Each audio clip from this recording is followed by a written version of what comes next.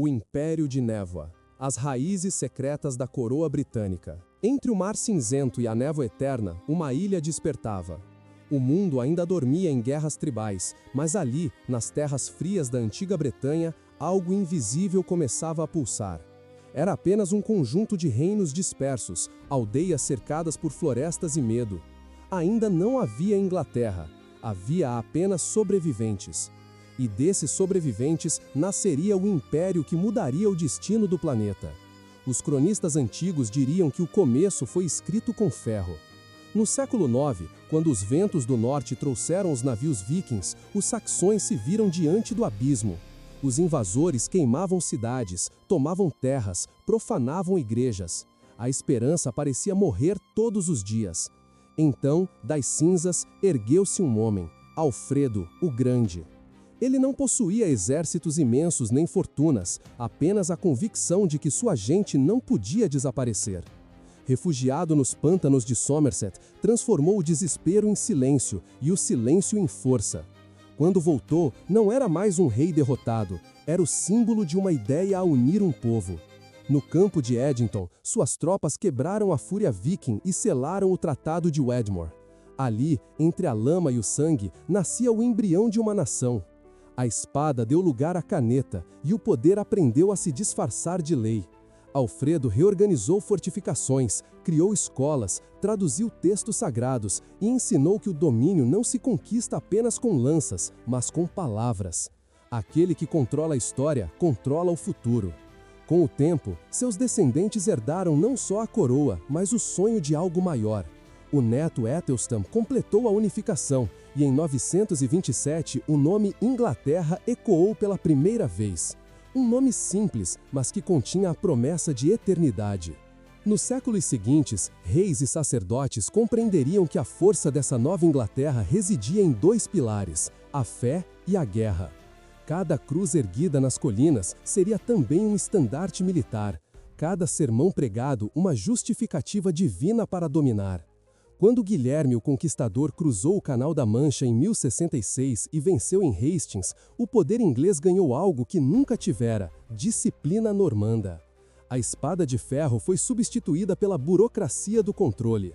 Nascia o feudalismo inglês, onde cada pedaço de terra era contado, taxado e vigiado.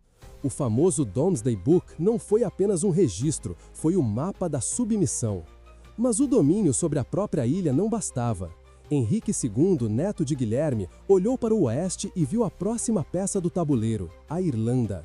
Em 1171, sob a bênção do Papa, ele atravessou o mar e proclamou uma missão divina. Disse que levaria a luz da cristandade aos bárbaros. Levou, na verdade, espadas e impostos. O Sínodo de Cashel marcou o início do império fora da Inglaterra. O que começava como fé tornou-se conquista. Ao norte, o país de Gales e a Escócia ainda resistiam, mas o rei Eduardo I, o martelo dos escoceses, entendeu que nenhum muro seria alto bastante se o medo fosse mais alto.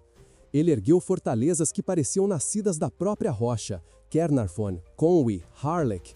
Cada pedra contava a mesma história. A coroa via, a coroa mandava, a coroa punia. E quando as lanças se calaram, a Inglaterra olhou para dentro e descobriu que podia dominar até sem lutar. Criou leis, moeda, impostos e o poder passou a circular como sangue invisível. O rei governava, mas a estrutura governava o rei. O império começava a existir antes mesmo de ter nome. Os séculos seguintes seriam de fogo. A Guerra dos 100 Anos exauriu recursos e homens. A Guerra das Rosas mergulhou o reino em sombra e traição. Famílias inteiras se destruíram por um trono cercado de fantasmas. Mas de tanto sangue nasceu estabilidade. Dos campos encharcados de Taunton e Bosworth surgiu uma nova casa, os Tudor. Com Henrique VII, o país renasceu sob um pacto silencioso, paz em troca de obediência. Mas foi seu filho, Henrique VIII, quem transformaria a coroa em trono absoluto. Ao romper com o Vaticano, ele libertou a Inglaterra do jugo papal e prendeu-a a seu próprio ego. Dissolveu mosteiros, tomou riquezas, criou a Igreja Anglicana. E, sem perceber, inaugurou a lógica que moveria o império: se Deus não responde, o rei fala por ele. A partir desse momento, a fé e o poder tornaram-se uma só espada. O ouro dos mosteiros virou navios e os navios tornaram-se os novos templos.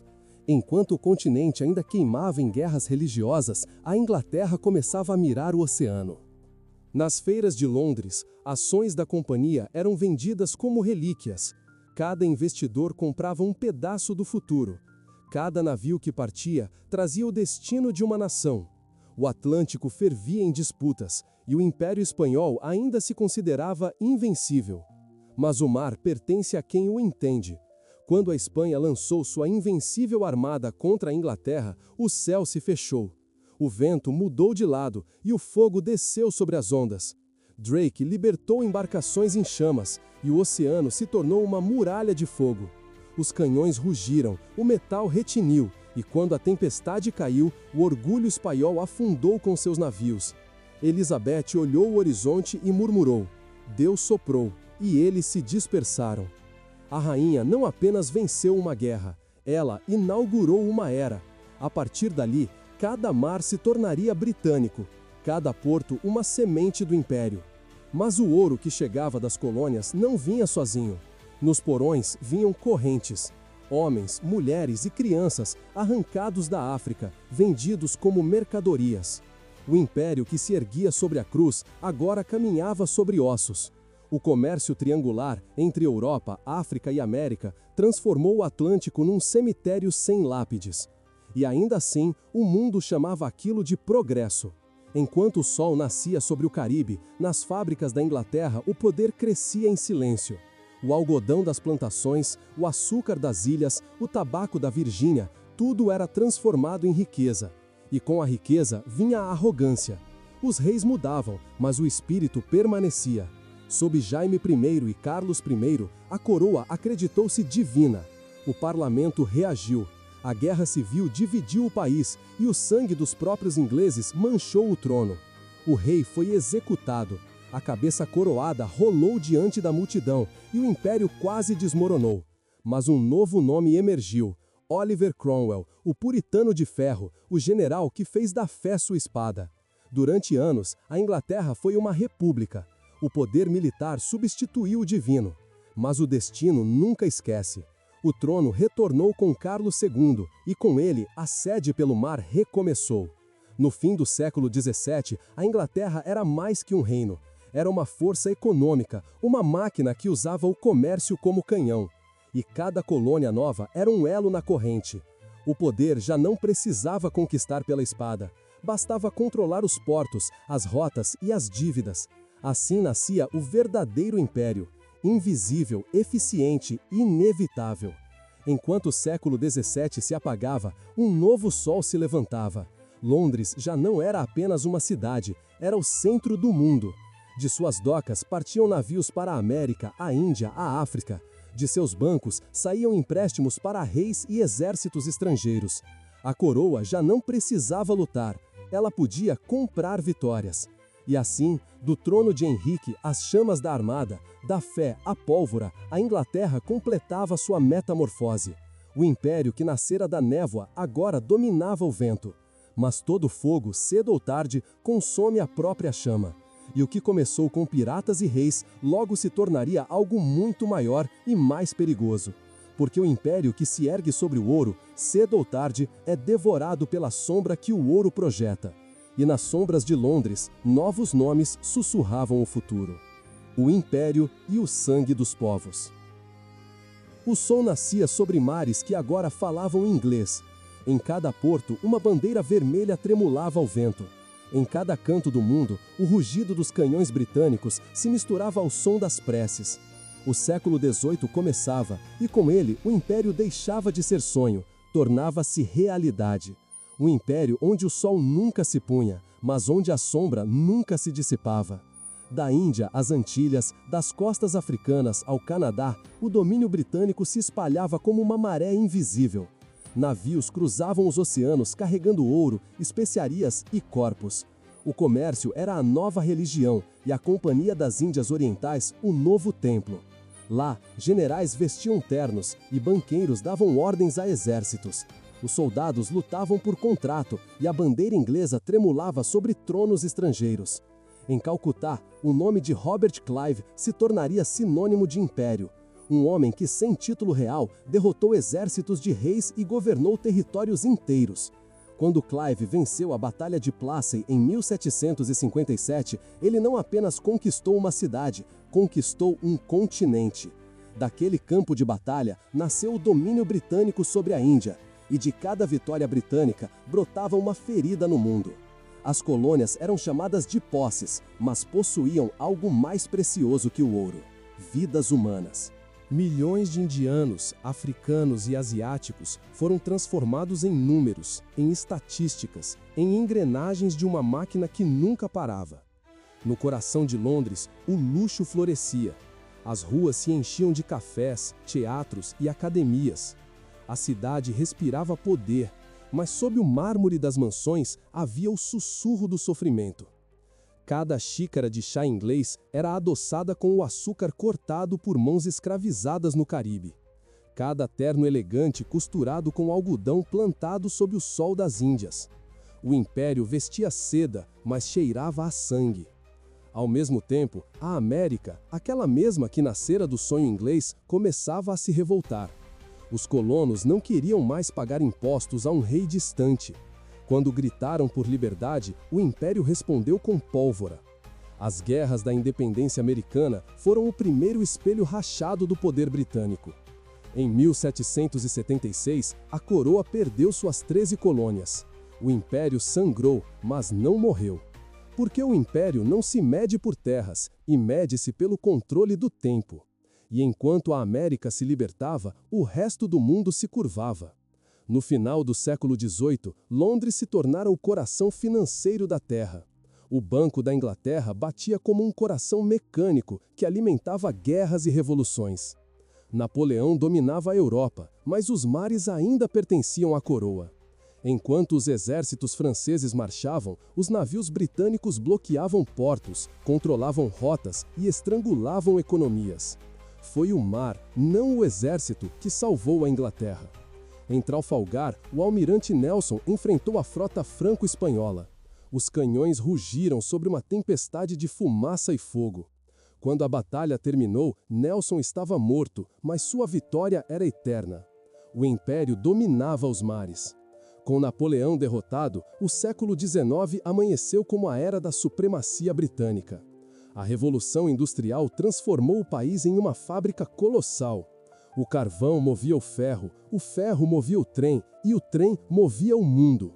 Os portos ferviam, os bancos prosperavam e o império se tornava uma teia. A cada fio, uma colônia. A cada colônia, um mercado. A cada mercado, uma vida. A rainha Vitória, com seu rosto sereno e olhar de mármore, reinou sobre mais de um quarto do planeta. Sob ela, Londres se tornou sinônimo de civilização. Mas sob o manto do progresso, escondia-se o mesmo veneno de sempre, o domínio. A Inglaterra falava de liberdade, enquanto mantinha nações inteiras acorrentadas. Na Índia, as revoltas começaram a ferver. Soldados indianos, usados como carne de canhão, cansaram de lutar por uma coroa estrangeira. Em 1857, explodiu a rebelião dos Cipais, uma faísca de dignidade contra o poder imperial. A resposta britânica foi brutal. Vilas queimadas, inocentes mortos, execuções públicas. O império mostrava que por trás da pompa havia ferro.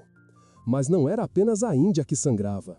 Na África, exploradores e generais dividiam continentes como quem corta um mapa. Linhas traçadas em escritórios londrinos se tornaram fronteiras, separando povos, línguas e histórias. O império não apenas conquistava terras, ele redesenhava o mundo. E enquanto isso, nas fábricas da Inglaterra, crianças trabalhavam 14 horas por dia. O mesmo sistema que falava em civilização produzia miséria dentro de suas próprias fronteiras. Era a perfeição do paradoxo, o império mais rico da história, construído sobre o sofrimento de milhões. Ainda assim, o mundo o admirava. Londres se tornara o farol da modernidade. As locomotivas cortavam o campo, os cabos telegráficos uniam continentes e o relógio de Greenwich marcava o tempo oficial da humanidade. O planeta girava no ritmo britânico. Mas no silêncio do progresso, algo começava a ruir. O século XX se aproximava e, com ele, o eco das guerras mundiais. O império mais vasto da história não sabia que sua maior batalha não seria contra inimigos externos, mas contra o próprio peso. O orgulho imperial que moldara gerações começava a se tornar fardo. Povos colonizados exigiam voz. As independências surgiam como rachaduras no mármore. Índia, Egito, África do Sul, cada nome era uma cicatriz. E quando o mundo mergulhou nas duas grandes guerras, o império descobriu o que havia esquecido: nenhum domínio é eterno. Os navios que antes levavam poder agora traziam luto. Londres foi bombardeada, as colônias se rebelaram e a coroa perdeu o fôlego. Em 1947, a independência da Índia selou o fim simbólico do império. O país que fora a joia da coroa tornava-se livre, e o mundo inteiro entendeu: o sol, enfim, começava a se pôr sobre o domínio britânico. O século XX terminou com uma nova Inglaterra e ainda poderosa, mas silenciosa. Suas colônias se tornaram nações, seus exércitos, memórias. E o império, antes temido, tornou-se apenas uma sombra sobre o mapa. Mas há segredos que o tempo não apaga. Porque o império pode ter caído, mas as estruturas que criou, financeiras, políticas, culturais, ainda moldam o planeta. O verdadeiro domínio não é o das armas, é o das ideias. E as ideias britânicas, de poder, de civilização, de controle, continuam vivas em cada esquina do mundo moderno. O império morreu, mas o enigma permanece. O passado nunca desaparece, ele apenas muda de forma. Inscreva-se no canal O Enigma Global, porque entender o passado é decifrar o poder que ainda governa o presente.